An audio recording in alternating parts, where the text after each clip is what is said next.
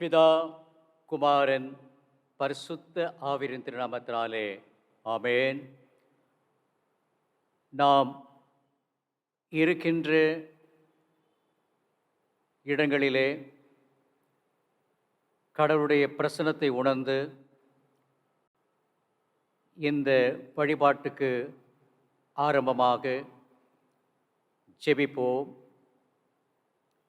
எங்கள் எல்லார் மேலும் எல்லாரோடும் எல்லாருக்குள்ளும் இருக்கின்ற பிதா, குமாரன், பரிசுத்த ஆவியராகிய கடவுளே, கேருண்பிகளும் சேராபின்களும் உம்முடைய சந்நிதியிலே பிரசன்னராயிருந்து இடையறாமல் உம்மை பரிசுத்தர் பரிசுத்தர் பரிசுத்தர் என்று ஓயாமல் இடையறாமல் போற்றி ஆராதித்துக் கொண்டிருக்க தருவாயிலே 21 ஆண்டுகளை கடந்து கொண்டிருக்கிற இந்த உயிர்த்தெழுந்த ஆலயத்தின் அங்கத்தினராக இறை பக்தர்களாக எங்களுடைய இல்லங்களையே தேவாலயங்களாக மாற்றி இந்த மாதத்தில் 3வது பரிசுத்த நாளின் காலை பொழுதினிலே நடைபெறுகின்ற இந்த வழிபாட்டாளர்களை பங்கேற்கின்ற கிருபையை நீர் எங்களுக்கு தந்தபடியால் நன்றி உணர்வோடு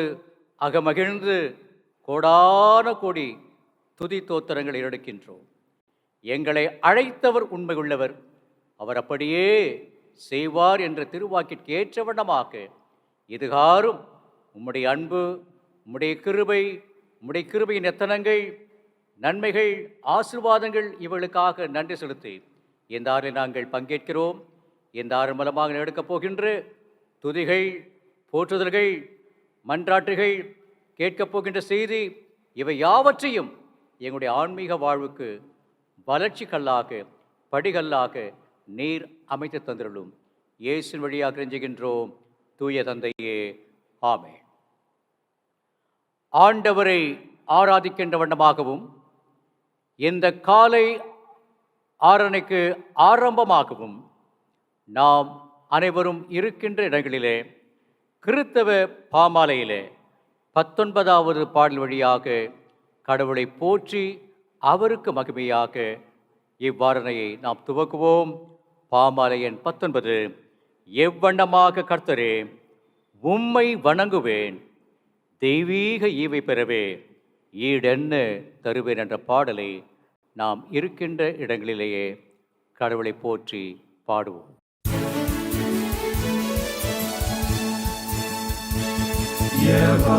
எவண்ணமாக கர்த்தரே உம்மை வணங்குவேன், தெய்வீக ஈவை பெறவே ஈடென்ன தருவேன்.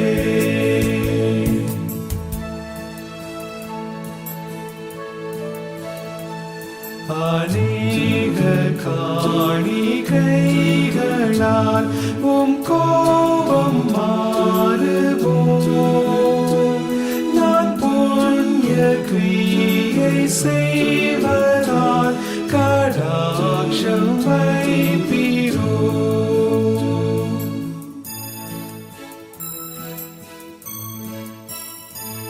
பலியின் இரத்தம் வெள்ளமாய் பாய்ந்தாலும் பாவத்தை நீ வீழ்த்தி செய்து சுத்தமாய் ரட்சிக்க மாட்டாதே.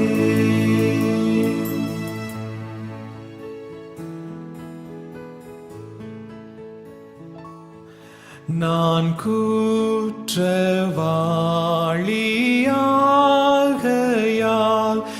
என் பேரில் கோபமே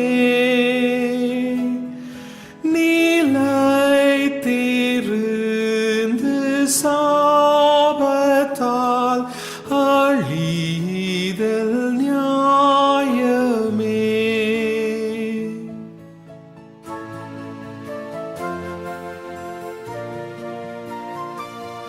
ஆனால் என் பாவம் சுமந்து இரட்சகர் மரித்தார், சாப துக்கத்தால் தலை குனிந்து தமாவியை விட்டார்.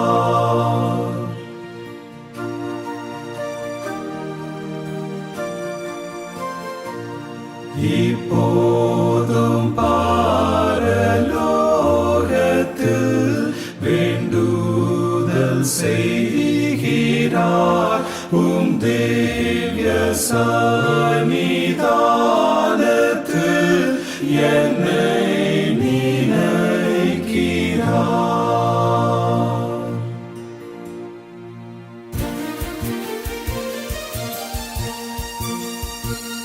இவ்வண்ணமாக கர்த்தரே உம்மை வணங்குவேன். என் நீதி இயேசு கிறிஸ்துவே அவரை பாற்றினேன். இந்திய திருச்சபை காலை மாலை 6 முறைமைகள் 2ஆம் 6 முறையை நாம் பின்பற்றுவோம். நாம் கடவுளை தொழுவோம். கடவுள் ஆவியாயிருக்கின்றார். அவரை தொழுது கொள்கின்றவர்கள் ஆவியரோடும் உண்மையோடும் அவரை தொழுது கொள்ள வேண்டும். நம்முடைய பிதாவாகிய கடவுளாலும் கர்த்தராகிய இயேசு கிறிஸ்துவினாலும் உங்களுக்கு கிருபையும் சமாதானம் உண்டாவதாக. இது கர்த்தர் உண்டு பண்ணின நாள். இதிலே நாம் அனைவரும் களிகூர்ந்து மகிழ கடவோம். சூரியன் உதிக்கும் திசை தொடங்கி அது அஸ்தமிக்கும் திசை மட்டும் கர்த்தருடைய நாமம் துதிக்கப்படுவதாக. கடவுள் ஒளியாயிருக்கிறார். அவரில் எவ்வளவேனும் இருளில்லை. அவர் ஒளியில் இருக்கிறது போல நாமும் ஒளியிலே நடந்தால் ஒருவரோடு ஒருவர் ஐக்கியப்பட்டிருப்போம். அவருடைய குமாரனாகிய இயேசு கிறிஸ்துவின் இரத்தம் சகல பாவங்களை நீக்கி நம்மை சுத்திகரிக்கும். 4ஆம் பக்கம். ஆண்டவரே, எங்கள் உதடுகளை திறந்தருளும், அப்பொழுது எங்கள் வாய் உம்முடைய புகழை அறிவிக்கும். பிதாவுக்கும் குமாரனுக்கும் பரிசுத்த ஆவியருக்கும் மகிமுண்டாவதாக. ஆதியிலும் எப்பொழுதும் எப்பொழுதுமான சதா காலங்களிலும் மகிமை உண்டாவதாக. நாம் இருக்கின்ற இடங்களிலே திருத்துவ கடவுளை போற்றுவோம். சேனைகளின் கடவுளாகிய கர்த்தரே, நீர் பரிசுத்தர், பரிசுத்தர், பரிசுத்தர். வானமும் பூமியும் உமது மகிமையால் நிறைந்திருக்கின்றன. உன்னதத்திலே ஓசன்னா. கர்த்தரின் நாமத்தினாலே வந்தவரும் வருகிறவருமானவர் தோத்தரிக்கப்பட்டவர். உன்னதத்திலே ஓசன்னா. கடவுளே நீர் பரிசுத்தர், கடவுளே நீர் பரிசுத்தர். சர்வ வல்லவரே நீர் பரிசுத்தர், சர்வ வல்லவரே நீர் பரிசுத்தர். சாவாமை உடையவரே நீர் பரிசுத்தர், சாவாமை உடையவரே நீர் பரிசுத்தர். ஆண்டவரே, எங்களுக்காக சிலுவையில் அறையுண்ட எங்கள் மீட்பரே, எங்கள் மேல் கிருபையாயிரும். ஆண்டவரே, எங்களுக்காக சிலுவையில் அறையுண்ட எங்கள் மீட்பரே, எங்கள் மேல் கிருபையாயிரும். பரிசுத்த ஆவியராகிய ஆண்டவரே, எங்கள் மேல் கிருபையாயிரும். பரிசுத்த ஆவியராகிய ஆண்டவரே, எங்கள் மேல் கிருபையாயிரும். ஆண்டவரே, எங்கள் ஜெபங்களையும் ஆரணை ஏற்றுக்கொண்டு எங்கள் மேல் கிருபையாயிரும். ஆண்டவரே, எங்கள் மேல் மனதுருகி எங்கள் மேல் கிருபையாயிரும். இருக்கின்ற இடங்களிலே கண்களை மூடி தலையை தாழ்த்தி செபிப்போம். எங்கள் தந்தையாம் கடவுளே, உமது வல்லமையாலும் ஞானத்தாலும் எல்லாவற்றையும் படைத்து உமது குமாரனை எங்கள் இரட்சகராக தரும்படி உலகத்தில் அன்பு கூர்ந்தீரே, உம்மை போற்றுகின்றோம். குமார் நாம் கடவுளே, பாவத்தை தவிர்த்து எல்லாவற்றிலும் எங்களைப் போல் மனிதனாகி எங்கள் பாவங்களுக்காக ஒப்புக் கொடுக்கப்பட்டு எங்கள் நீதிக்காக உயிர்த்தெழும்பவரே, உம்மை போற்றுகின்றோம். பரிசுத்த ஆவியானவராகிய கடவுளே, எல்லா உண்மைகளுக்குள்ளும் எங்களை வழிநடத்தி கடவுளின் அன்பை எங்களில் பொழிகின்றவரே, உம்மை போற்றுகின்றோம். பிதா, குமாரன், பரிசுத்த ஆவியான கடவுளே, உமக்கே எக்காலமும் எல்லா புகழும் மகிமையும் உண்டாவதாக. ஆமென். அன்பர்களே, நமக்கு பாவம் இல்லை என்போமானால் நம்மை நாமே வஞ்சிக்குள்ளாயிருப்போம். நமக்குள் உண்மை இல்லை. நமது பாவங்களை நாம் அறிக்கையிட்டால் பாவங்களை நமக்கு மன்னித்து எவ்வித அடீதம் நீங்க நம்மை சுத்திகரிப்பதற்கு அவர் நம்பத்தக்கவரும் நீதியுள்ளவர். நான் எழுந்து என் தகப்படத்திற்கு போய், தகப்பனே, பரத்துக்கு விரோதமாகும் உமது பார்வையிலும் பாவம் செய்தேன், இனி உம்முடைய மகன் என்று சொல்லப்படுவதற்கு நான் பாத்திரன் அல்ல. உம்முடைய கூலிக்காரில் ஒருவனாக என்னை வைத்துக் கொள்ளும் என்பே. கடவுள் ராஜ்யம் வந்துவிட்டது. மனம் திரும்பி நற்செய்தியில் நம்பிக்கை வையுங்கள். நமது பலவீனங்களுக்கு தக்கதாக பரிதபிக்க முடியாத பிரதான ஆசாரியர் நமக்கு இராமல் எல்லா விதத்திலும் நம்மை போல் சோதிக்கப்பட்டும் பாவம் இல்லாத பிரதான ஆசாரியரே நமக்கு இருக்கிறார். நாம் இருக்கின்ற இடங்களிலே முழங்காட்படியிட்டோ அமர்ந்தோ மௌனமாக நம்மை நாமே தற்பரிசனை செய்வோமாக. சர்வ வல்லமுள்ள கடவுளத்தில் நாம் நமது அந்தரங்கமான வெளியரங்கமான பாவங்களை மனத்தாழ்மையாக அறிக்கையிட்டு கடவுள் தருகின்ற பாவ மன்னிப்பின் நிச்சயத்தையும் புது வாழ்வுடைய நம்பிக்கையும் பெற்றுக்கொள்வோம். அனைவரும் சேர்ந்து முதலாவது பாவ அறிக்கை ஜெபத்தை ஏறெடுப்போம். சர்வ வல்லமையும் மிகுந்த இரக்கமுள்ள பிதாவே, தப்பிப்போன ஆடுகளைப் போல நாங்கள் உம்முடைய வழிகளை விட்டு வழுவி அலைந்து போனோம். எங்கள் இருதயத்தின் யோசனைகளுக்கும் விருப்பங்களுக்கும் மிகவும் இணை நடந்தோம். உமது பரிசுத்த கட்டளைக்கு விரோதமாய் குற்றம் செய்தோம். செய்யத்தக்கவளை செய்யாமல் செய்யத்தகாதவைகளை செய்து வந்தோம். எங்களுக்கு சுகமே இல்லை. ஆனாலும் ஆண்டவரே, தேவரீர் எங்கள் ஆண்டவராகிய இயேசு கிறிஸ்து மூலமாய் மனிதர்களுக்கு அழிச்சத வாக்குத்தலின்படியே நிர்பாக்கியமுள்ள குற்றவாளிகளாகிய எங்களுக்கு இறங்கும். தப்பிதங்களை அறிக்கிடுகிற எங்கள் மேல் பொறுமையாயிரும். பாவத்து நிமித்தம் துக்கப்படுகிற எங்களை சீர்படுத்தும். மிகவும் இரக்கமுள்ள பிதாவே, உம்முடைய பரிசுத்த நாமத்துக்கு மகிமை உண்டாகும்படி நாங்கள் இனி தேவ பக்தியும் நீதியும் தெளிந்த புத்தியும் உள்ளவளாய் நடந்து வர இயேசு கிறிஸ்துவ நிமித்தம் எங்களுக்கு கிருபை செய்தருளும். ஆமென். சர்வ வல்லமையும் மிகுந்த இரக்கமுள்ள ஆண்டவர் மன்னிப்பையும் பாவ நிமித்தையும் உங்கள் ஒவ்வொருவருக்கும் கட்டளையிட்டருளி வாழ்க்கையை சீர்படுத்துவதற்கான காலத்தையும் தமது பரிசுத்த ஆவியரின் கிருபையின் தேற்றுதலையும் தந்தருளுவாராக. ஆமென். ஆண்டவரை துதியுங்கள்.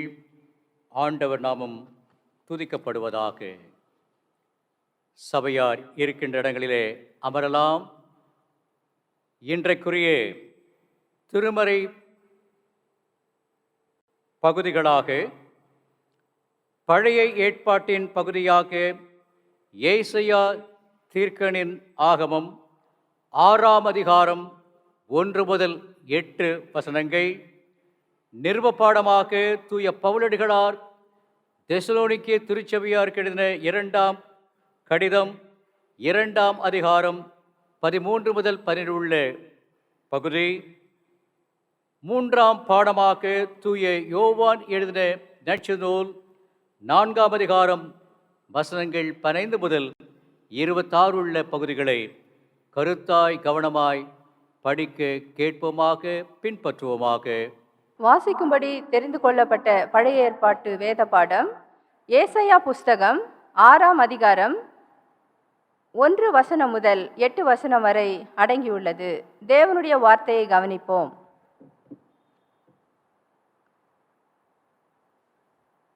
ஊசியா ராஜா மரணமடைந்த வருஷத்தில் ஆண்டவர் உயரமும் உன்னதமுமான சிங்காசனத்தின் மேல் வீற்றிருக்க கண்டேன்.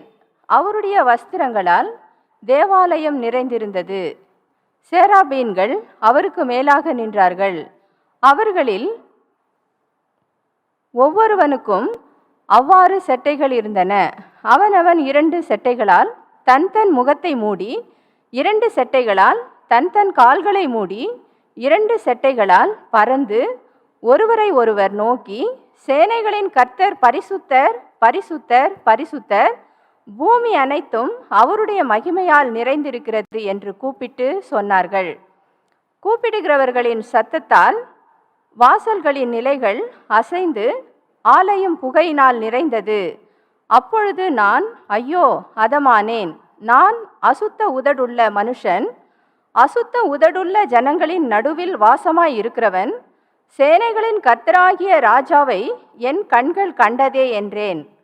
அப்பொழுது சேராபீன்களில் ஒருவன் பலிபீடத்தில் இருந்து தன் கையிலே பிடித்த குறட்டால் ஒரு நெருப்பு தழலை எடுத்து என்னிடத்தில் பறந்து வந்து, அதனால் என் வாயை தொட்டு, இதோ இது உன் உதடுகளை தொட்டதனால் உன் அக்கிரமம் நீங்கி உன் பாவம் நிவர்த்தியானது என்றான். பின்பு யாரை நான் அனுப்புவேன், யார் நமது காரியமாய் போவான் என்று உரைக்கிற ஆண்டவருடைய சத்தத்தை கேட்டேன். அதற்கு நான், இதோ அடியேன் இருக்கிறேன், என்னை அனுப்பும் என்றேன். பாடம் முடிந்தது. தேவனுக்கு மகிமை உண்டாவதாக. படிக்கும்படி தெரிந்து கொள்ளப்பட்ட நிருப பாடம்.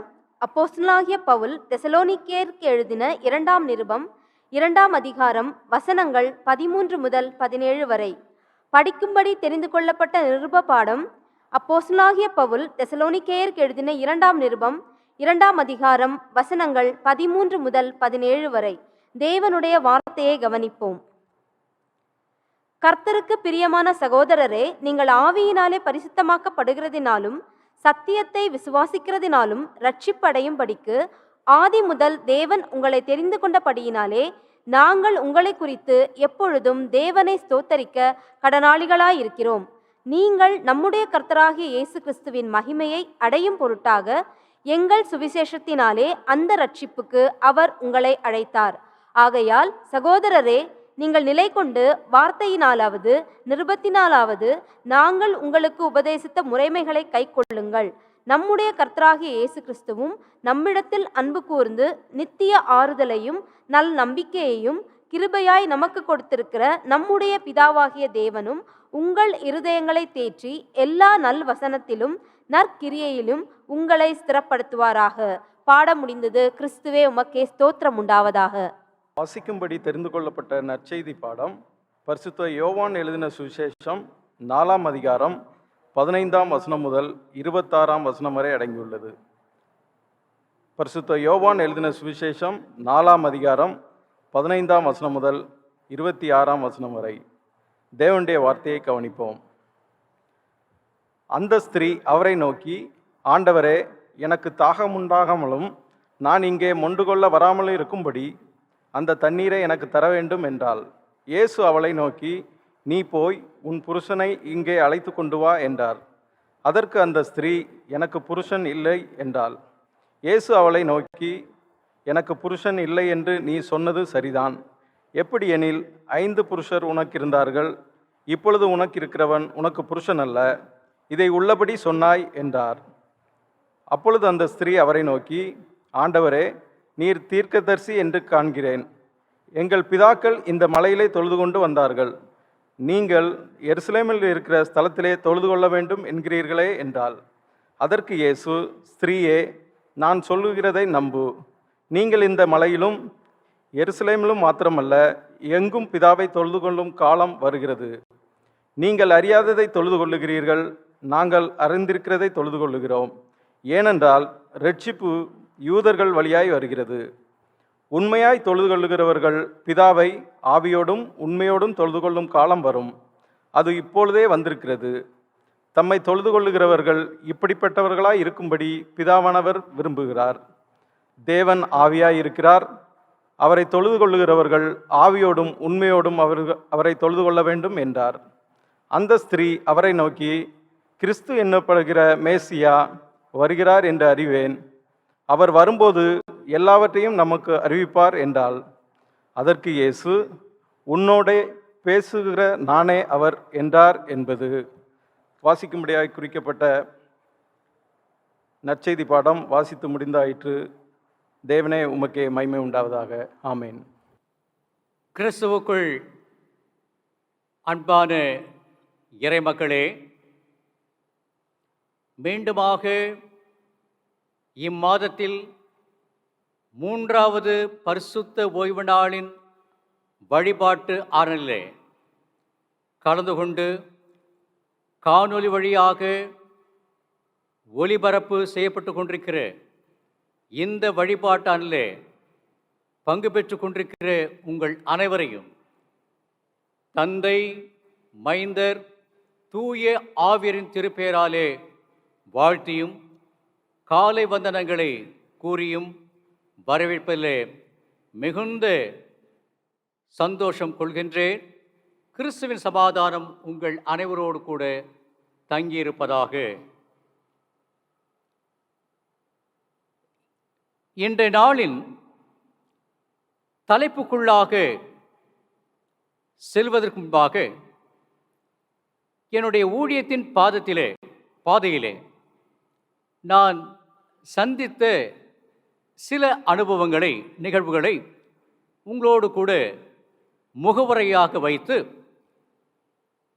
பிறகு தென்னிந்திய திருச்சபை இந்த நாளிலே நமக்கு கொடுத்திருக்கின்ற தலைப்பின் ஊடாக உங்களை அழைத்து செல்லலாம் என்று விரும்புகின்றேன். முதலாவதாக,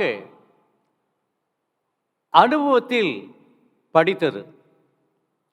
அன்பர்களே, 1989ஆம் ஆண்டு காஞ்சிபுரம் குருசேகரத்தில் நான் ஆயராக பணியாற்றின போது, அப்போது எனக்கு வட்டார தலைவராக இருந்த ஆயர் அவர்களை மேற்கு தாம்பரம் திருச்சபையிலே சந்திக்க ஒரு நாள் இப்படிப்பட்ட பரிசுத்த நாளிலே காலை பொழுதிலே சென்றிருந்தேன். சென்றபோது அந்த ஆலயத்தின் முன்பாக அநேகர் திரளாக கூடியிருந்தார்கள். நான் உள்ளே போவதற்கு சற்றே தயப்பு காட்டி வெளியே நின்று கொண்டிருந்தேன். எப்போது அந்த ஆலய வழிபாடு முடியும் என்று நான் காத்திருந்தேன். இப்படி சில மணித்துளிகள் சென்றபோது நான் யாரை கேட்பது என்று தெரியாமல் அந்த ஆலயத்தின் முன்பாக பூ விற்று கொண்டிருந்த ஒரு அம்மையாரை அணுகி, அம்மா, இந்த ஆலய வழிபாடு எப்போது முடிவு பெறும் என்று ஒரு கேள்வியை கேட்டேன். அதற்கு அந்த அம்மையார் கூறின பதில் சற்றே திகைப்படைய செய்தது. என்ன கூறினால் சொன்னால், சாமி 2 முறை கூவிட்டாங்க, 3வது முறை கூவிட்டாங்கன்னா கோயில் முடிஞ்சிடும்னு சொன்னாங்க. அதாவது அந்த அம்மையாருடைய கணிப்பு, பல ஆண்டுகளாக பூவிற்று கொடுங்க அந்த அம்மையாருடைய கணிப்பு, அந்த ஆலயத்தினுடைய வழிபாட்டில் 2 பாடல்களை பாடிவிட்டார்கள். 3வது பாடல் காணிக்கை பாடலை பாடிவிட்டால் ஆலயம் வழிபாடு முடிந்துவிடும் என்று கூறினார்கள். 2வதாக படித்ததில் பிடித்தது. அண்மையிலே ஒரு புத்தகத்தை படித்துக் கொண்டேன். அதிலே ஒரு ஆசிரியர் இவ்வண்ணமாக அந்த சிறிய கட்டுரை வரைந்திருந்தார்.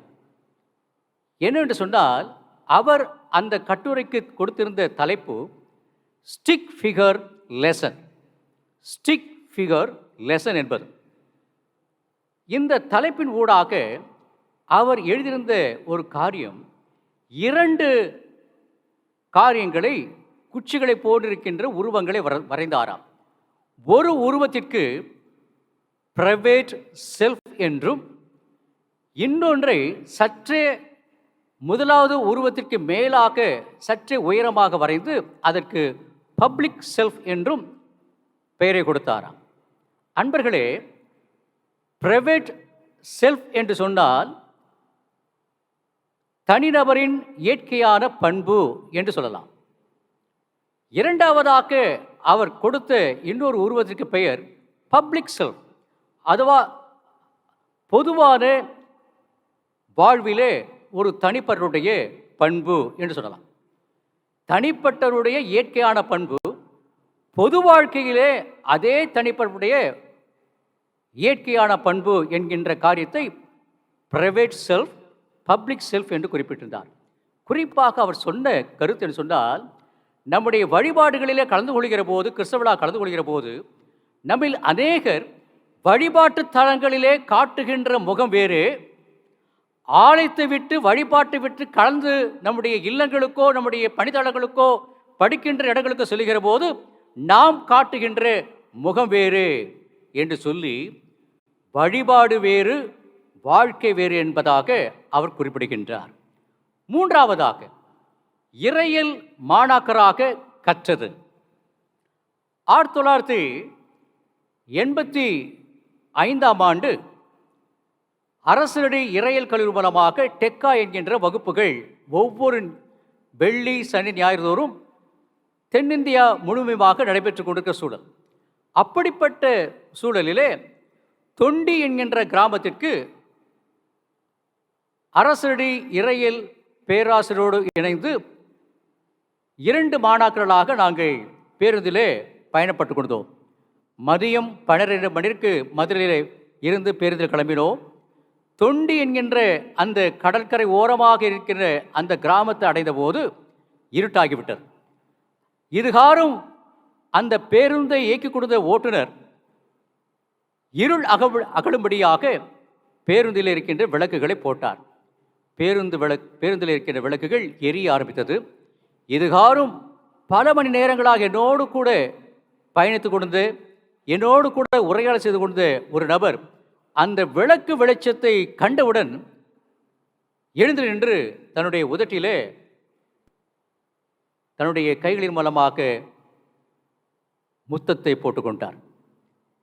நான் கேட்டேன், ஐயா என்ன என்ன ஆயிற்று, ஏன் அந்த விளக்கு வெளிச்சத்தை பார்த்து நீங்கள் இவ்வண்ணமாக செய்கிறீர்கள் சொன்னால், அவர் சொன்னார், தம்பி, இந்த விளக்கு வெளிச்சம் இருக்குதே, இது கடவுளுக்கு ஒப்பானது என்று சொன்னார். ஆகவே இந்த விளக்கு வெளிச்சம் கடவுளுக்கு இணையானது என்று சொன்னார். ஆகவே தான் நான் அதை வழிபடுகிறேன் சொன்னார். அன்பர்களே, கடந்த வாரத்திலே இந்த படைப்பை பற்றி நான் சொல்லுகிற போது ஒரு கருத்தை சொன்னேன். படைத்தான் படைப்பில்லா மனுவுக்காக, மனுவை படைத்தான் தன்னை வணங்க. அன்பர்களே, இன்றைக்கு மனிதர்கள் பல்வேறுபட்ட இயற்கை சம்பந்தமான காரியங்களை வழிபட்டுக் கொண்டிருக்கிறார்கள். ஆனால் இயற்கையை படைத்த கடவுளை வழிபட மறுத்து கொண்டிருக்கிறார்கள். இது இறையியல் மாணாக்கராக நான் கற்ற ஒரு பாடமாக அனுபவமாக கருதுகின்றேன். அன்பர்களே, இன்றைக்கு தென்னிந்திய திருச்சபை நமக்கு தந்திருக்கின்ற ஒரு அருமையான தலைப்பு, worship the Lord in truth and spirit. இன்றைக்கு நற்செய்தி பாடமாக படிக்க கேட்டு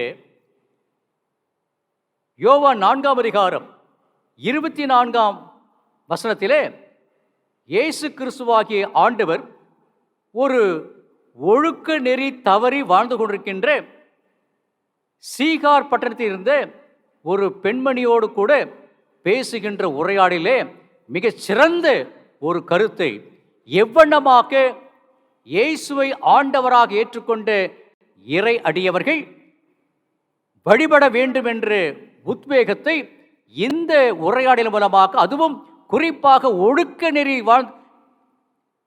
பிறன்று வாழ்ந்து கொண்டிருக்கிற சமாரிய பெண்ணின் மூலமாக நமக்கு எடுத்துரைக்கின்றார்.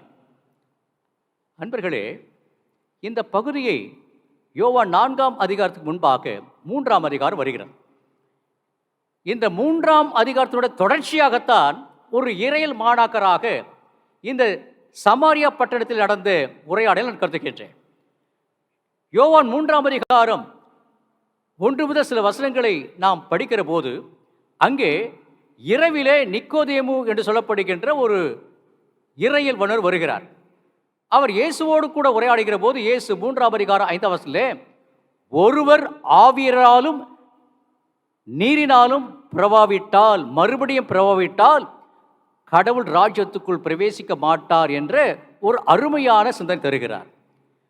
அன்பர்களே, இன்றைக்கு worship the Lord in truth and spirit என்ற இந்த நிலைப்பாட்டை நாம் தலைப்பை சிந்திக்கின்ற போது, மறுபடியும் பிறந்த கிறிஸ்தவர்கள்தான், என்னை பொறுத்த மட்டிலே மீண்டுமாக சொல்லுகின்றேன், மறுபடியுமாக பிறந்த கிறிஸ்தவர்கள்தான், born again Christians can only worship the Lord in truth and spirit. மறுபடியும் பிறந்த கிறிஸ்தவர்கள்தான் தங்களுடைய வழிபாட்டை உண்மையோடும் ஆவியோடும் அவர்கள் வழிபட துவங்குவார்கள் என்கின்ற சிந்தனையை நான் பதிவு செய்ய வேண்டும் விரும்புகின்றேன். இன்றைய சூழலிலே வழிபாடு என்றால் என்ன, வாட் இஸ் வர்ஷிப் என்று நாம் வினாவை எழுப்புகிற போது விடையாக இன்றைய சூழலிலே வழிபாடுகள் பல நிலைகளில் இருக்கிறது. சமய சார்ந்த நிலையிலே விக்கிரகங்களை மனிதர்கள் வழிபடுகிறார்கள். சமய சாராத நாத்திகவாதிகளும் சரி அல்லது ஆத்திகவாதிகளும் சரி தங்களுக்கு பிடித்த அரசியல் தலைவர்களை அல்லது சமயத்தில் இருக்கின்ற தலைவர்களை அவர்கள் வழிபாடு செய்து கொண்டிருக்கிறார்கள். இப்படிப்பட்ட விக்கிரக வழிபாடு, தலைவர்களை வழிபடுகின்ற சூழல் இது சமயத்திலும் காணப்படுகிறது. இப்படிப்பட்ட நிலைகள் தான் இன்றைய சூழலிலே வழிபாடுகளாக நாம் பார்த்து கொண்டிருக்கிறோம். இதற்கு கிறிஸ்தவர்களாகிய நீங்கள் நானும் விதிவிலக்கு அல்ல. அன்பர்களே, மறுபடியும் பிறந்த உண்மையான கிறிஸ்தவர்கள் எப்படி உண்மையான வழிபாட்டிலே தங்களை இணைத்து கொள்ள முடியும் என்கின்ற ஒரு வினாவை எழுப்பி, what are the salient features of the true worshippers who are born again என்ற இந்த வினாவினோடு 4 சிந்தனைகளை நான் படிக்க கேட்ட நற்செய்தி பாடத்தை மையமாக கொண்டு பகிர்ந்து கொள்ள வேண்டும் என்று விரும்புகின்றேன். இந்த பதிவுகளை ஆன்மீக சிந்தனைகள் நாம் சிந்திப்பதற்கு முன்பாக கண்களை மூடி தலைகளை தாழ்த்தி நாம் பிரார்த்தனை செய்வோம். கல்வாரியின் அன்பினையே கண்டு விரைந்தோடி வந்தே கழுவும் திருரத்தத்தாலே கரை நீங்க இருதயத்தை கழுவும் திருரத்தத்தாலே கரை நீங்க இருதயத்தை பலிபீடத்தில் என்னை பரனே படைக்கிறேனே இந்த வேளை அடியேனை திருசித்தம் போல ஆண்டு நடத்திடுவே. கல்வாரியில் அன்பினையே கண்டு விரைந்தோடி வந்தேன் கழுவும் திருரத்தத்தாலே கரை நீங்க இருதயத்தை கழுவும் திருரத்தத்தாலே கரை நீங்க இருதயத்தை நீரன்றி என்னாலே பாரில் ஏதும் நான் செய்திட இயலே சேர்ப்பீரே வழுவாது என்னை காத்துமக்காய் நிறுத்தி கல்வாரியில் அன்பினையே கண்டு விரைந்தோடி வந்தேன் கழுவும் திருரத்தத்தாலே கரை நீங்க இருதயத்தை சுயமென்னில் சாம்பலாய் மாற சுத்தாவியே அனல் மூட்டும் ஜெயம் பெற்று மாமிசம் மாய தேவாருள் சேகுவே. கல்வாரியின் அன்பினையே கண்டு விரைந்தோடி வந்தேன் கல்வாரியில் அன்பினையே கண்டு விரைந்தோடி கழுவும் திரு ரத்தத்தாலே கரை நீங்க இருதயத்தை கழுவும் திரு ரத்தத்தாலே கரை நீங்க இருதயத்தை. ஆம் இறைவா, நாங்கள் ஆண்டவரை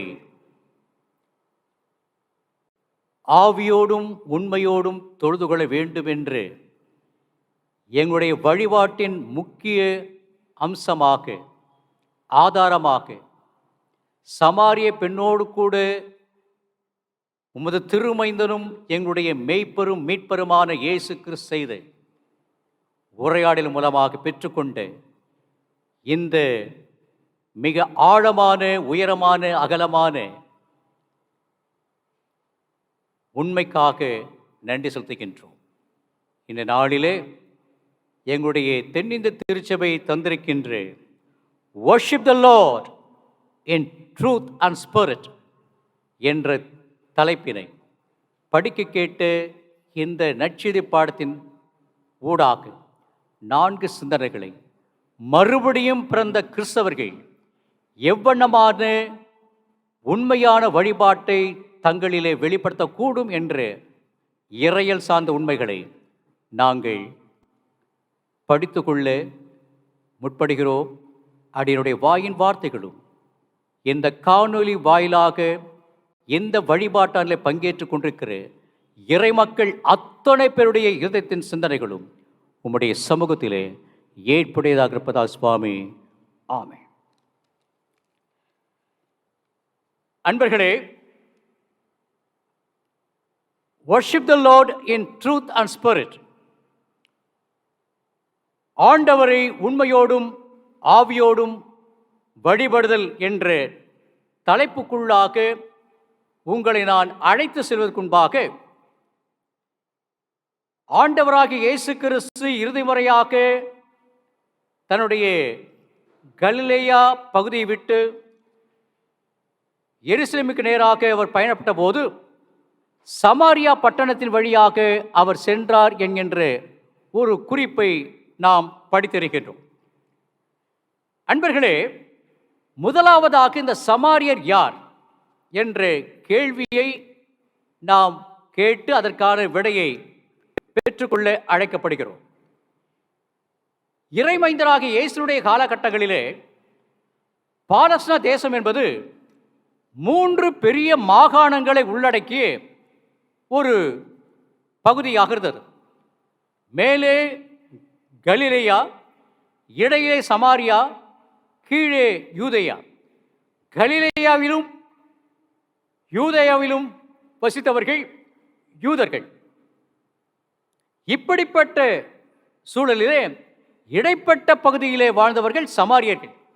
இந்த சமாரியர்கள் யார் என்ற விழாவை பழைய ஏற்பாட்டின் பகுதியாக 2 ராஜாக்கள் 17ஆம் அதிகாரம் 6 முதல் 6:24 வசனங்களிலே நாம் படித்திருக்கிற போது அசரியா மன்னன் சல்மேனர் என்று சொல்லப்படுகின்ற மன்னர் சமாரியாவை ஆண்ட ஓசையா மன்னருடைய காலத்திலே அவர் படையெடுத்து வருகிறார்.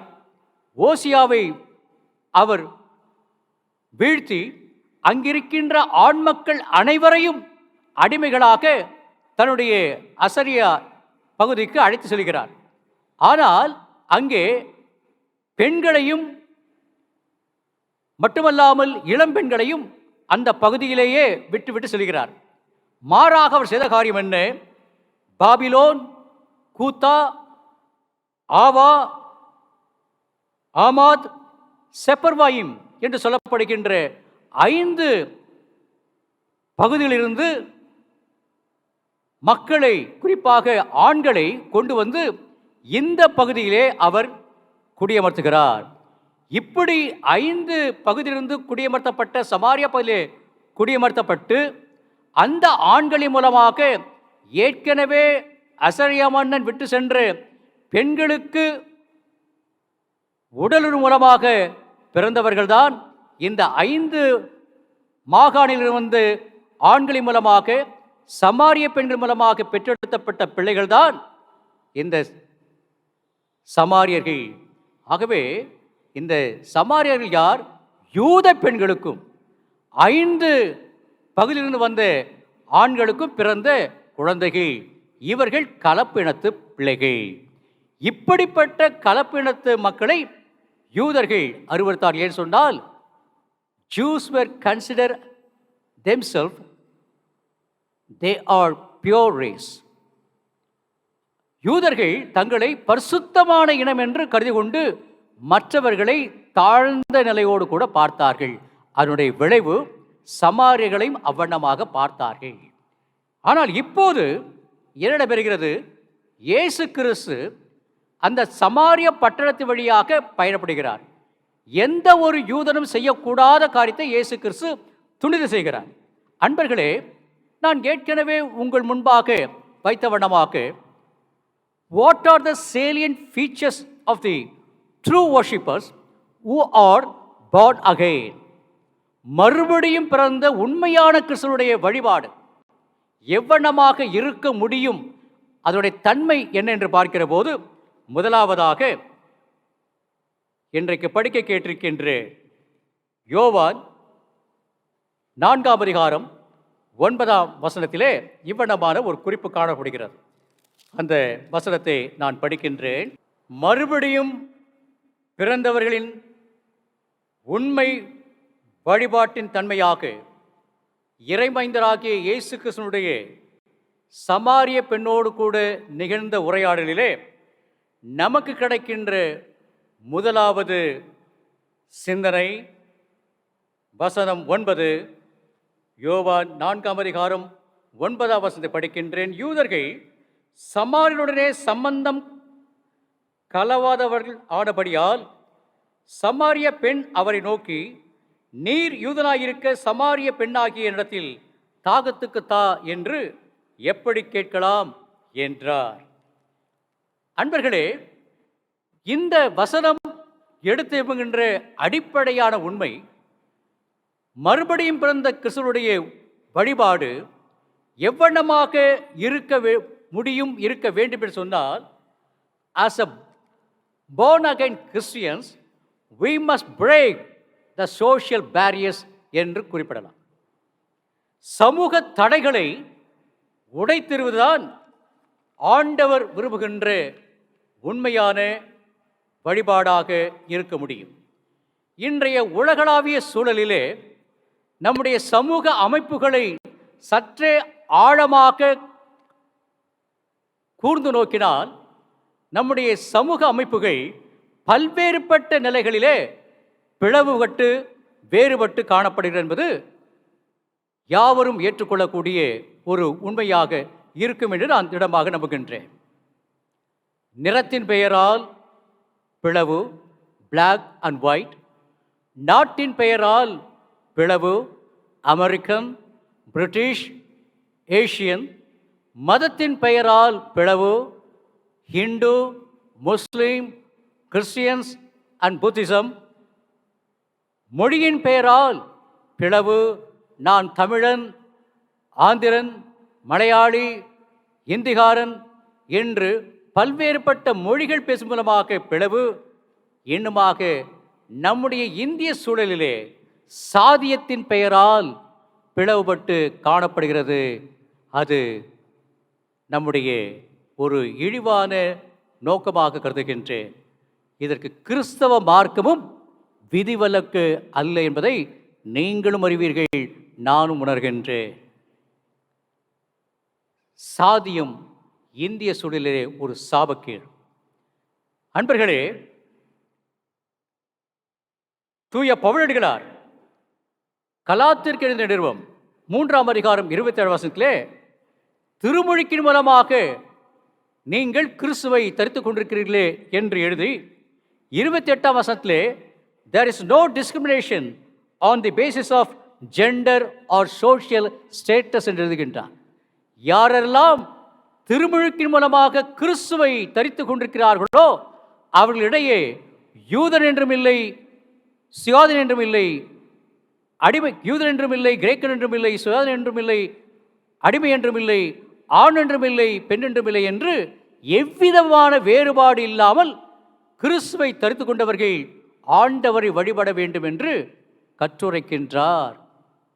அன்பர்களே, இன்றைய சூழலிலே, இந்திய சூழலிலே இந்த மனு தர்மம் என்று சொல்லப்படுகின்ற இந்த இந்து சமயத்தினுடைய கோட்பாடு படைக்கின்ற கடவுளாகிய பிரம்மன், அவருடைய தலையிலிருந்து பிறந்தவர்கள் பிராமணர்கள், தோளிலிருந்து பிறந்தவர்கள் சத்திரியர்கள், வயிற்றிலிருந்து பிறந்தவர்கள் வைசியர்கள், பாதத்திலிருந்து பிறந்தவர்கள் சூத்திரர்கள் என்று இப்படிப்பட்ட ஒரே உடலிலே பல்வேறுபட்ட பாகுபாடுகளை, மனித பாகுபாடுகளை சாதியத்தின் அடிப்படையிலே உருவாக்கியிருக்கிறார்கள்.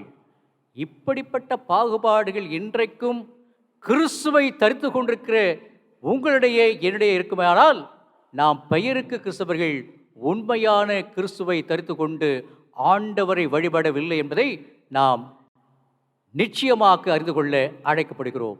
இன்றைக்கு நம்முடைய வழிபாடு பிரம்மனை சார்ந்ததாக இருக்கிறதா, அல்லது சமூக தடைகளை உடைத்திருந்து கிறிஸ்துவை தரித்து கொண்டிருக்கிற வழிபாடாக இருக்கிறதா? இரண்டாவதாக, மறுபடியும் பிறந்த நபர்கள், கிறிஸ்தவர்கள் உண்மையான வழிபாடு எப்படியாக அவர்கள் அமைத்துக் கொள்வார்கள்?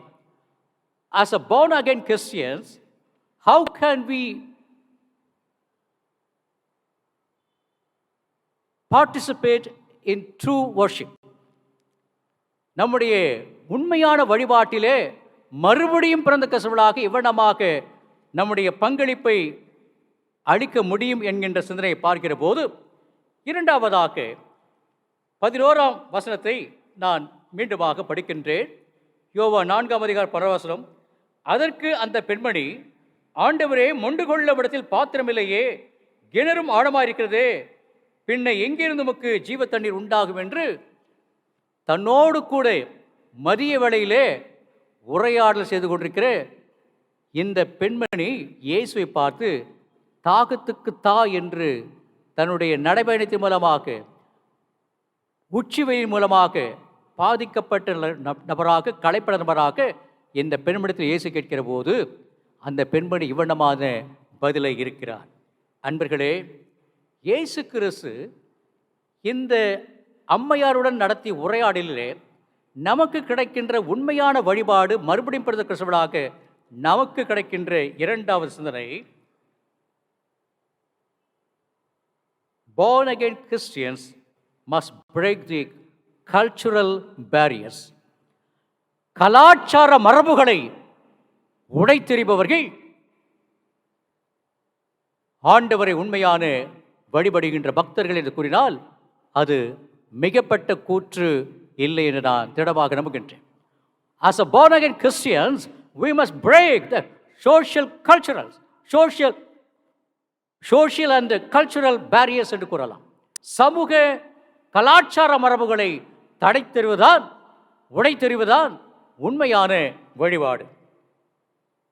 1985ஆம் ஆண்டிலே நெமிலி குருசேகத்தில் நான் ஆயராக பணியாற்றின போது அங்கே இருந்த கிராமங்களில் வெளிதாங்கிபுரம் என்கின்ற ஒரு கிராமத்துக்கு காலை வழிபாட்டு நடத்துவதற்காக சென்றிருந்தேன். சென்றிருந்த போது அந்த சபையினுடைய ஊழியர் திருவாளர் சாமியல் அவர்கள் ஆரணை முடித்து கொண்டு என்னை அருகாமிருந்த கீத்துக்கொட்டையிலிருந்த ஒரு சிறிய சிற்றுண்டு சாலைக்கு எனக்கு அழைத்து சென்றார். அந்த சிற்றுண்டு சாலையில் நான் அமர்ந்து பார்த்தபோது என்னோடு கூட அமர்ந்து கொண்டிருப்பவர்கள் கிராமத்தை சேர்ந்தவர்களாக நான் உணர்ந்தேன். ஆனால் அங்கே கொடுக்கப்பட்ட உணவுகளை வாங்கி கொண்டு தூரத்தில் இருந்த ஆலமரத்தின் கீழாக சென்று அமர்ந்தவர்கள் காலனி சேரியை சார்ந்த நபர்களாக இருந்தார்கள். அவர்களுக்கு வழங்கப்பட்ட தண்ணீருடைய குவளையை நான் பார்த்தபோது அலுமினிய குவளை, சற்றே அது அழுக்காக இருந்து நசுங்கியிருந்த ஒரு குவளை. ஆனால் எனக்கு கொடுக்கப்பட்ட குவளை, என்னோடு கூட உட்கார்ந்து சாப்பிட்டு கொண்ட நபர்கள் பயன்படுத்திய குவளையை பார்க்கிற போது பித்தளை குவளையாக இருந்தது. இப்படி முதன்முறையாக நான் பார்த்த ஒரு காரியம், இன்றைக்கும் கிராமங்களிலே இப்படிப்பட்ட கலாச்சாரத்தின் அடிப்படையிலே தீண்டத்தகாதவர்கள் தீஸ் பீப்புள் ஆர் அன்டச்சபிள்ஸ் என்று கருதுகின்ற தீண்டத்தகாதவர்கள் என்று மக்களை கருதி இரட்டை குவளை முறையை முதலாக நான் அங்கு பார்த்த நண்பர்களே, இன்றைக்கும் நம்முடைய கிறிஸ்தவ சமுதாயத்திலே born again கிறிஸ்டியன்ஸ் என்று தங்களை அழைத்து கொண்டாலும் இவர்களெல்லாம் நம்முடைய உறவுக்கு அப்பாற்பட்டவர்கள், நம்முடைய உறவுக்கு இவர்கள் சமமானவர் அல்ல என்று சொல்லி நம்முடைய பார்வையிலே பல நபர்களை நாம் ஒதுக்கி வைக்கின்றோம். கலாச்சாரத்தின் அடிப்படையிலே அவரை தீண்டத்தவளாக பார்த்து கொண்டிருக்கிறோம். இப்படிப்பட்ட தவறான நெறிமுறைகள் ஆவியோடும் உண்மையோடும் கடவுளை வழிபட சொன்னால் we must break the cultural barriers.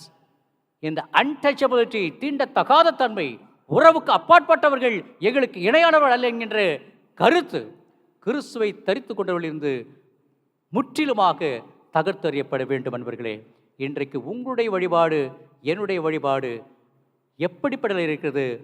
தீண்டத்தகாதவர்கள், உறவுக்கு அப்பாற்பட்டவர்கள் எங்களுக்கு இணையானவர்கள் என்று சொல்லி மற்றவர்களை நாம் ஒதுக்கி வைக்கின்றோமா? மூன்றாவதாக, worship the Lord in truth and spirit. ஆண்டவரை ஆவியோடும் உண்மையோடும் தொழுது கொள்ள வேண்டும் என்கின்ற இந்த தலைப்பு எடுத்துகின்ற 3ஆம் சிந்தனை 12ஆம் வசனத்தை நான் படிக்கின்றேன். யோவா 4ஆம் அதிகாரம் 12ஆம் வசனம். இந்த கிணற்றை எங்களுக்கு தந்து நம்முடைய பிதாவாகிய யாக்கோபை பார்க்கலை பெரியவரோ, அவரும் அவர் பிள்ளைகளும் அவர் மிருக ஜீவன்களும் இதிலே குடித்ததுண்டு என்றார். இந்த வசனத்தின் மூலமாக நமக்கு கிடைக்கின்ற மூன்றாவது இயேசு கிறிஸ்துடைய போதனை, as a born again Christians we must break the traditional barriers. We must break social barriers. Secondly, we must break the untouchability என்று சொல்லப்படுகின்ற cultural barriers. Thirdly, as a born again Christians we must break the traditional barriers. மரபுகளை தகர்த்தெறிகின்ற ஒரு வழிபாடு. இங்கே இந்த பெண்மணி கேட்கிறார், நீர் யார்? இந்த கிணற்றை எங்களுக்கு பல ஆண்டுகளுக்கு முன்பாக தோண்டி தந்து எங்களுடைய முன்னோராகிய யாக்கோபை காட்டிலும் நீர் பெரியவரோ என்று சொல்லி தன்னுடைய மரபை சுட்டி காட்டுகின்ற ஒரு நிலைப்பாட்டை அந்த பெண்மணி இயேசுவோடு கூட உரையாடல் மூலமாக வெளிப்படுத்துகிறார். இன்றைக்கு நண்பர்களே, நம்முடைய கிறிஸ்தவ வாழ்க்கையிலே மறுபடியும் பிறந்த கிறிஸ்தவர்களாக, திருமுழுக்கின் மூலமாக கிறிஸ்துவை தரித்து கொண்டிருக்கிற நபர்களாக நாம் வாழ்ந்து கொண்டிருந்தாலும் இன்றைக்கும் நம்முடைய சொந்த வாழ்விலே குலம், கோத்திரம், தங்களுடைய முன்னோருடைய பாரம்பரிய பெருமை, என் தாத்தா, என் பாட்டி, என் அப்பா, என் அம்மா இந்த திருச்சபைக்காக உழைத்தவர்கள் சொல்லி நம்முடைய முன்னோருடைய பாரம்பரியத்தை, மரபுகளை முன்னிறுத்தி பேசுகின்ற பழக்கத்திலே உடையவளாக நாம் இருக்கின்றோம் அல்லவா? இன்னும் சில பேர் சொல்வார்கள், ஐயா நாங்கள் எல்லாம் யார் தெரியுமா, நாங்கள் எல்லாம் ஆரம்ப கால கிறிஸ்தவர்கள் என்று சொல்லி தங்களுடைய மரபுகளை முன்வைத்து தங்களை முன்னிறுத்துவார்கள். இப்படிப்பட்ட அணுகுமுறை மறுபடியும் கிறிஸ்தவர்களாகிய உங்களுடைய என்னுடைய இருக்கக்கூடாது என்பது இயேசு கிறிஸ்து கற்றுத்தருகின்ற அருமையான போதனை. As a born again Christians we must break the traditional barriers. அதன் பிற்பாடாகத்தான் நாம் ஆண்டவரை உண்மையோடும் ஆவியோடும் தொழுது கொள்ள வேண்டும். நான்காவதாக ஒரு கருத்தை சொல்லி முடிக்கின்றேன். ஆண்டவரை உண்மையோடும் ஆவியோடும் வழிபட வேண்டும் சொன்னால் நம்முடைய வழிபாடு எப்பண்ணவாக இருக்க வேண்டும் என்று இயேசு கிறிஸ்து கற்றுத்தருகிறார் பார்க்கிற போது 21ஆம் வசனம், குறிப்பாக நீங்கள் வீட்டிலே 16 முதல் 21 வசனங்களை படித்து பாருங்கள். நான் 21ஆம் வசனத்தை மட்டும் படிக்கின்றேன். அதற்கு இயேசு, பெண்ணே நான் சொல்லுகிற நம்பு, நீங்கள் இந்த மலையிலும் எருசலேமிலும் மாத்திரமல்ல எங்கும் பிதாவை தொழுது கொள்ளும் காலம் வருகிறது என்று குறிப்பிடுகின்றார். நீங்கள் கெர்சீம் என்று சொல்லப்படுகின்ற இந்த மலையிலே மட்டுமல்ல, யூதர்களாகிய நாங்கள் எருசலேமில் மட்டுமல்ல, கடவுளை எங்கும் எவ்விடத்திலும் தொழுது கொள்கின்ற காலம் வருகிறது என்று சொல்கிறார். As a born again Christians, we must break the religious barriers. அன்பர்களே, இன்றைக்கு நீங்களும் நானும் ஆண்டவரை வழிபடவர் சொன்னார். வழிபாட்டு தலம் வேறே, நம்முடைய வாழ்வு வேறே என்று இரண்டாக பிரித்து பார்க்கின்ற சூழலிலே நம்மில் அநேகர் வாழ்ந்து கொண்டிருக்கிறோம். வழிபாட்டு தலங்களிலே கடவுள் இருக்கிறார், பிரசனம் இருக்கிறது சொல்லி இங்கே அதிகமாக கடவுள் விரும்பாத காரியங்களை செய்ய துணிந்து செய்ய மாட்டோம். ஆனால் ஆலய வளாகத்தை விட்டு செல்கிற போது நாம் எந்தெந்த காரியங்கள் எல்லாம் கடவுளுக்கு பிடித்தமில்லையோ அந்த காரியங்களை துணிந்தோ அல்லது அறிந்தோ அறியாமலோ செய்கின்ற பழக்கத்திலே நம்மை எடுத்துக் கொண்டிருக்கிறோம். காரணம், வழிபாடு வேறே வாழ்வு வேறு என்று பிரித்து பார்க்கின்ற தன்மை. அன்பர்களே, இன்றைக்கு நம்முடைய வாழ்க்கையிலே கடவுள் எங்கும் எல்லா இடங்களிலும் இருக்கிறார். தாவீது அரசன் சொல்லுவார், நான் என்னுடைய படுக்கையை ஆகாயத்திலே சென்றும் பள்ளத்தாக்கில் சென்றும் நான் விரித்தாலும் நீர் அங்கே இருக்கிறீர். கடையாந்திரங்களுக்கு நான் சென்றாலும் ஆண்டவரே உம்முடைய பிரசன்னம் என்னை எப்போதும் நோக்கி கொண்டிருக்கிறது இருக்கிறது என்பதை உணர்வார். ஆக இன்றைக்கு ஆண்டவரை உண்மையோடும் ஆவியோடும் வழிபட வேண்டும் சொன்னால் நம்முடைய வழிபாடுகள் கடவுளை சார்ந்துதான் இருக்க வேண்டும் ஒழிய விக்கிரகத்தையோ நாம் போற்றுகின்ற வழிபடுகின்ற தலைவர்களையோ அரசியல் தலைவர்களையோ சமய தலைவர்களையோ சார்ந்து இருக்கக்கூடாது. வழிபாடு கடவுளை மட்டும் சார்ந்ததாக இருக்க வேண்டும். இந்த வழிபாடு எவ்வளமாக உண்மையோடும் ஆவியோடும் கூட இருக்க வேண்டும் என்பதற்கு சமாரிய பெண்ணோடு கூட இயேசு கிறிஸ்து செய்த அந்த உரையாடல் மூலமாக நாம் பெற்றுக்கொண்ட 4 பதிவுகள். As a born again Christians, we must break the barriers of social, cultural, traditional and religious. கடவுள் தாமே இந்த ஆன்மீக சிந்தனைகளை நாம் தொடர்ந்து சிந்திக்கவும் நம்முடைய வாழ்வியலிலே தொடர்ந்து செயல்படுத்தவும் தூய ஆவியான கடவுள் உங்களுக்கும் எனக்கும் கிருபை புரிவாராக. நாம் அனைவரும் இருக்கின்ற இடங்களிலே அப்போஸ்தலருடைய விசுவாச பிரமாணத்தை பக்தி வினயத்தோடு கூட அறிக்கை செய்யலாம்.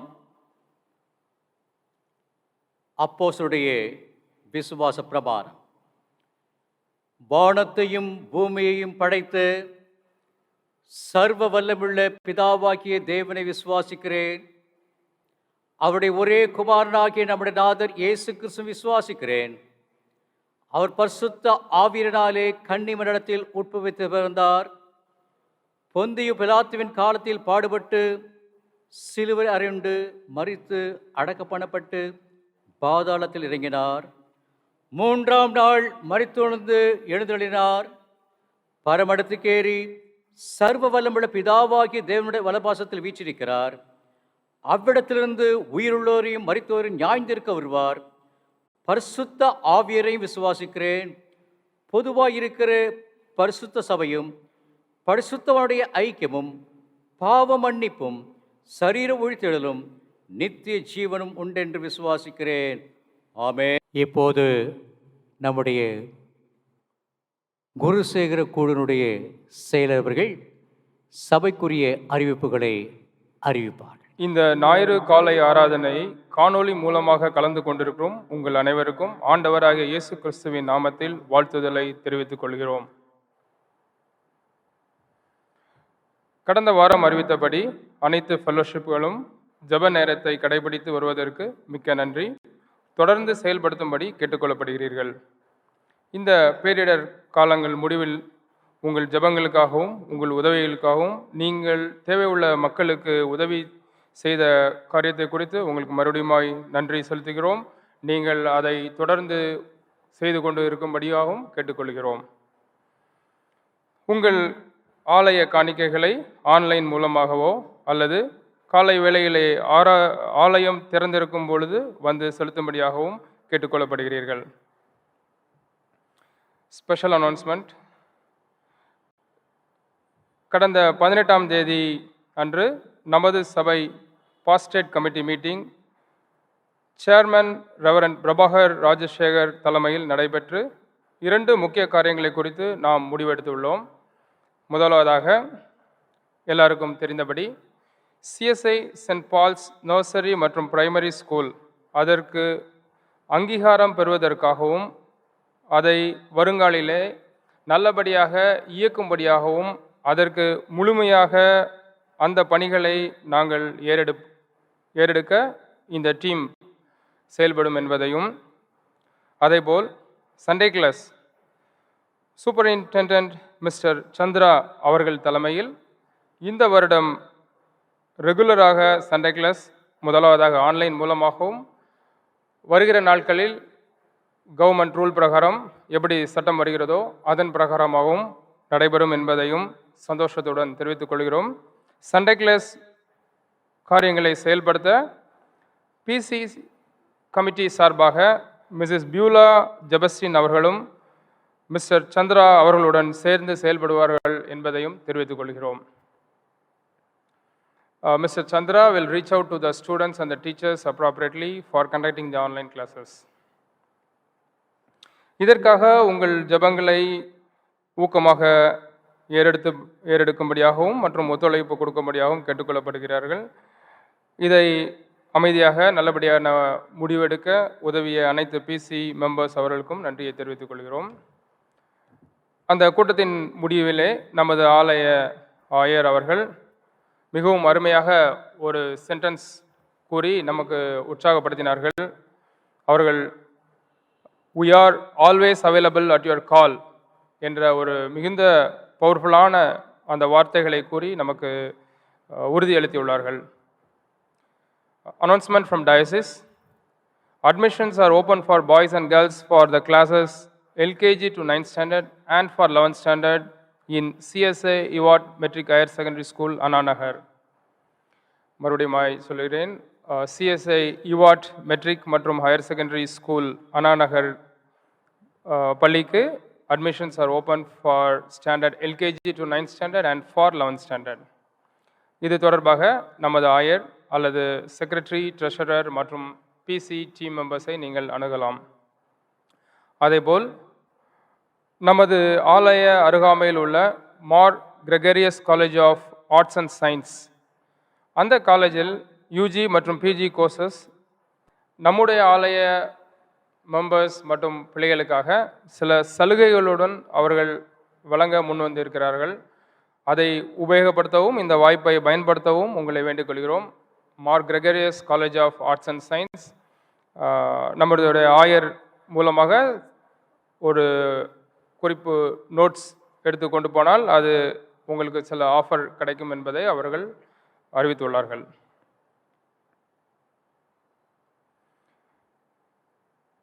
இப்படி எல்லா காரியங்களையும் நேர்த்தியாக நம்மை வழிநடத்தி வருகிற நமது ஆயர் ரெவரண்ட் பிரபாகர் ராஜசேகர் அவர்களுக்கு நன்றியையும் வாழ்த்துக்களையும் தெரிவித்துக் கொள்கிறோம். Special request. நமது சர்ச் பாசனேஜ் உபயோகத்துக்காக 2 1.5 டன் ஸ்பிளிட் ஏர் கண்டிஷனர் தேவைப்படுகிறது. அதேபோல் நமது காணிக்கைகளை பத்திரமாக சேமிக்கும் முறையில் ஒரு கோத்ரேஜ் சேஃப் லாக் தேவைப்படுகிறது. உங்களில் கர்த்தரால் ஏவப்பட்டவர்கள் இதை முன்வந்து தாங்கும்படியாக கேட்டுக்கொள்ளப்படுகிறீர்கள். 2 1.5 ton split AC for church parsonage and 1 Godrej made safe lock for keeping our cash. இந்த வாரம் பிறந்த நாள் மற்றும் திருமண நாள் காணும் நமது சபை அங்கத்தினர்கள்: 20th June mister K Deenadayalan, missus Bibila Rani Jensen, missus Emily Elizabeth. 21st June miss S Ida Sharon, mister Vedabothagam Arul Singh, missus Catherine Ida. 22nd June mister Jaipal Manoj Kumar, Mrs. D. Vanaja, Mrs. Daya, Mr. Peter S.G. David, Mr. Jeevit Davidson, Mrs. Jenny Kirba. 23rd June, Mrs.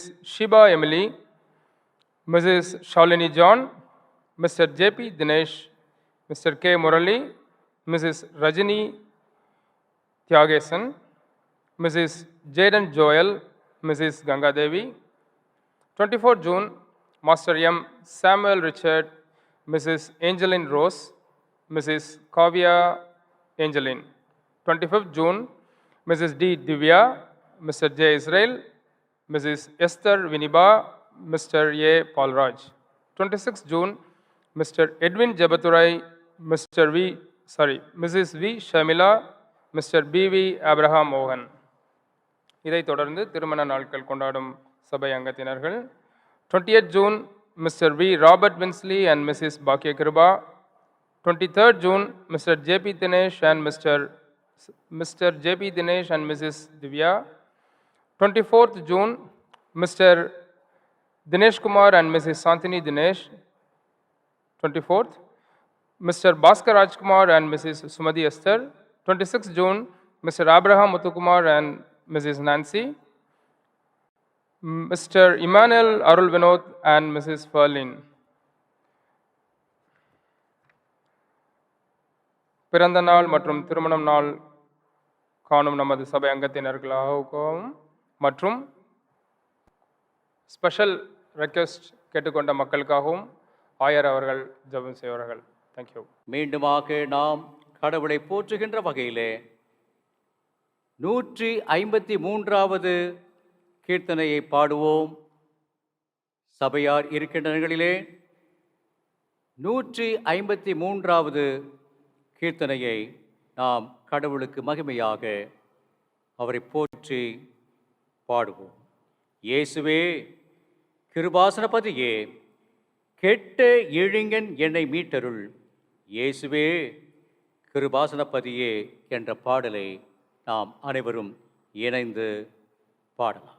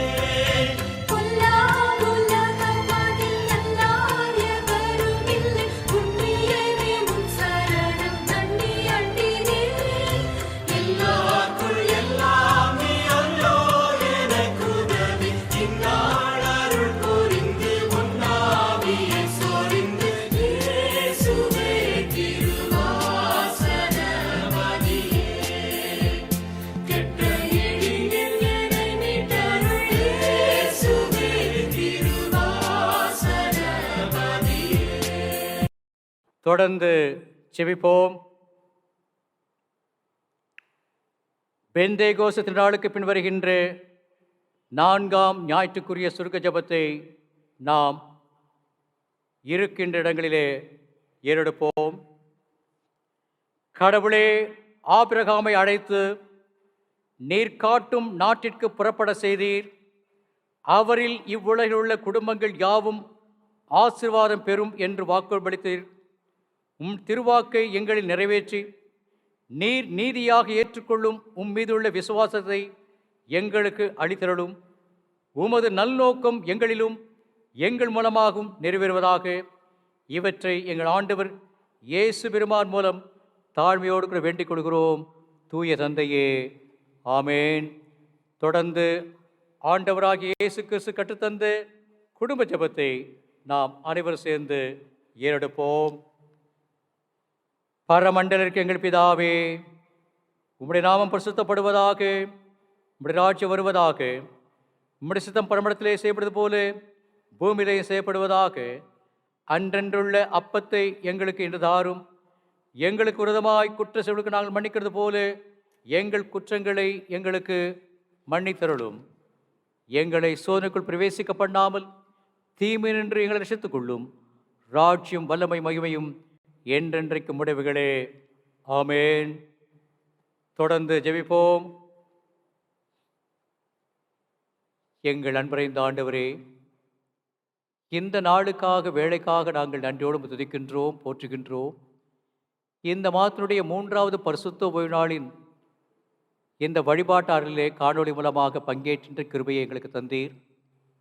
தற்போது நிலவுகின்ற பெருந்தொற்றின் வியாதி மூலமாக எங்களுடைய இல்லங்களையே நாங்கள் தேவாலயங்களாக மாற்றி குடும்பங்களாக நாங்கள் இருக்கின்ற இடங்களிலே உம்மை வழிபட நீர் கொடுத்திருக்கின்ற இப்படிப்பட்ட வாய்ப்புகளுக்காக தருணங்களுக்காக நன்றி பாராட்டுகிறோம். இந்த திருச்சபையில் இருக்கிற ஒவ்வொரு குடும்பங்களையும் நீர் ஆசீர்வதித்தருளும். தனிப்பட்ட நபராக குடும்பங்களாக நீர் ஆசீர்வதிக்க வேண்டுமாய் மன்றாடுகிறோம். ஆண்டவா, தொற்று வியாதி இன்றைக்கு உலகளாவிய நிலையிலே பல நபர்கள் இந்த உலக வாழ்வு விட்டு பிரிந்து சென்று கொடுக்க தருவாயிலே அப்படிப்பட்ட நல்ல உறவுகளை இழந்து வாடிக்கொண்டிருக்கிற ஒவ்வொரு மக்களையும் நீர் ஆற்ற வேண்டுமாய் தேற்ற வேண்டுமாய் மன்றாடுகின்றோம். பெருந்தொற்று வியாதி மூலமாக பாதிக்கப்பட்டு மருத்துவமனைகளிலே உயிருக்காக போராடி கொண்டிருக்க மக்கள், சிகிச்சை பெற்று வருகிற மக்கள், இவர்களுக்காக உழைத்து வருகின்ற முன்கள பணியாளர்களாக விளங்குகின்ற மருத்துவர்கள், செவிலிமார்கள், தூய்மை பணியாளர்கள், காவல்துறையினர், வியாபாரிகள், மற்ற இதர துறைகள் யாவற்றையும் உம்முடைய திருக்கரங்கள் ஒப்படைக்கிறோம்.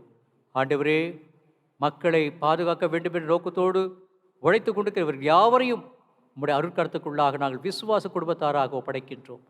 மட்டுமல்லாமல் எங்களுடைய பேராயருக்காக அவருடைய குடும்பத்திற்காக, இந்த பேராயத்திற்கு ஒவ்வொரு அருள்பணியாளர்களுக்காக, குடும்பங்களுக்காக, ஊழியர்களுக்காக, மிஷனரிமார்களுக்காக, அவருடைய குடும்பங்களுக்காக, ஊழியங்களுக்காக, நிறுவன தலைவர்கள், நிறுவனத்தை பணியாற்றிக் கொண்ட பணியாளர்கள் யாவருக்காக ஜெபிக்கின்றோம். வெளிநாடுகளிலும் வெளியூரில் இருக்கின்ற ஒவ்வொரு நபர்களுக்காக ஜெபிக்கின்றோம். இந்த திருச்சபையில் இருக்கிற ஒவ்வொரு குடும்பங்களையும் நீர் ஆசீர்வதிக்க வேண்டும் கொண்டாடுகின்றோம். கிளை சபையில் இருக்கின்ற மக்களை நீர் ஆசீர்வதிக்க வேண்டும் கொண்டாடுகின்றோம். இந்த நாளிலும் இவ்வாறு நாட்களிலும் தங்களுடைய பிறந்த நாட்களையும் இல்லறவு நாளையும் கண்டும் காண இருக்கின்ற ஒவ்வொரு நபர்களையும் நீர் ஆசீர்வதித்தருளும்.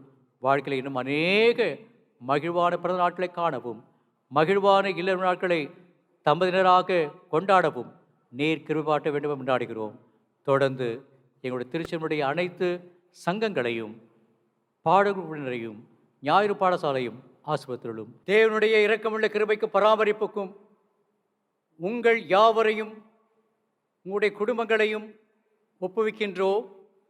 நமது ஆண்டவராகிய இயேசு கிறிஸ்துவினுடைய கிருபை, பிதாவாகிய தேவனுடைய அன்பு, பரிசுத்த ஆவியானவருடைய இணையராத உறவு உங்கள் அனைவரோடும் உங்களுடைய குடும்பத்தின் தேவைகள் அனைத்தோடு கூட என்றும் என்று சதா காலமும் நீடித்து நிலைத்திருப்பதாக. ஆமென்.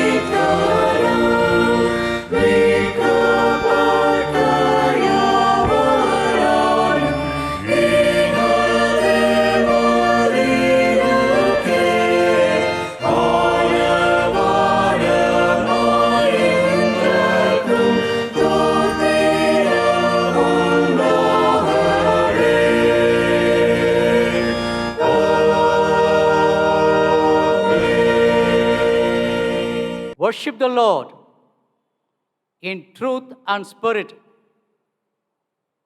உண்மையோடும் ஆவியோடும் ஆண்டவரை வழிபடுதல் என்ற தலைப்பினை இன்றைக்கு என்னுடைய பார்வையில் யோவான் 3ஆம் அதிகாரம் 5ஆம் வசனத்தினுடைய அந்த வசனத்தை ஆதாரமாக கொண்டு மறுபடியும் பிறந்த கிறிஸ்தவர்கள் எவ்வண்ணமாக ஆண்டவரை உண்மையோடும் ஆவியோடும் தொழுது கொள்ள முடியும் என்பதற்கு 4ஆம் அதிகாரத்திலே இயேசுவானவர் செய்த உரையாடல் மூலமாக சமாரிய பெண்ணோடு கூட அதிலும் ஒழுக்க நெறி வாழ்ந்து தவறி வாழ்ந்து பெண்ணோடு கூட செய்த அந்த உரையாடல் மூலமாக நமக்கு கிடைத்த 4 ஆன்மீக பதிவுகள், சிந்தனைகள். As a born again Christians, we must break the following barriers. We must break social barrier. சமூக தடைவுகளை, ஏற்ற தாழ்வுகள் உருவாக்குகின்ற சமூக தடைகளை உடைத்தெறிகின்ற வழிபாடாக நம்முடைய வழிபாடு இருக்க வேண்டும். இரண்டாவதாக, as a born again Christians, we must break the traditional barriers. மரபுகளை உடைத்தெறிகின்ற காரியங்கள் நம்முடைய வழிபாடுகளாக இருக்க வேண்டும். மூன்றாவதாக, as a born again Christians, we must break the cultural barriers. மரபுகளை உடைத்தெறிகின்ற வழிபாடாக இருக்க வேண்டும். Fourthly and finally, as a born again Christians, we must break the religious barriers. சமூக சமய தடைகளை உடைத்தெறிகின்ற வழிபாடாக நம்முடைய வழிபாடு அமைந்திருத்தல் அவசியம். கேட்ட சிந்தனைகளை மனிதரை இருத்தி செயல்படுத்துவோம். தூய ஆவியானவரே நமக்கு துணை புரிவாராக. ஆமென். கர்த்தர் உங்களோடு இருப்பாராக, அவர் உமது ஆவியோடு இருப்பாராக. சமாதானத்தோடு உலகத்துக்குள் புறப்பட்டு செல்லுங்கள். கர்த்தருடைய நாமத்தினாலே ஆமென்.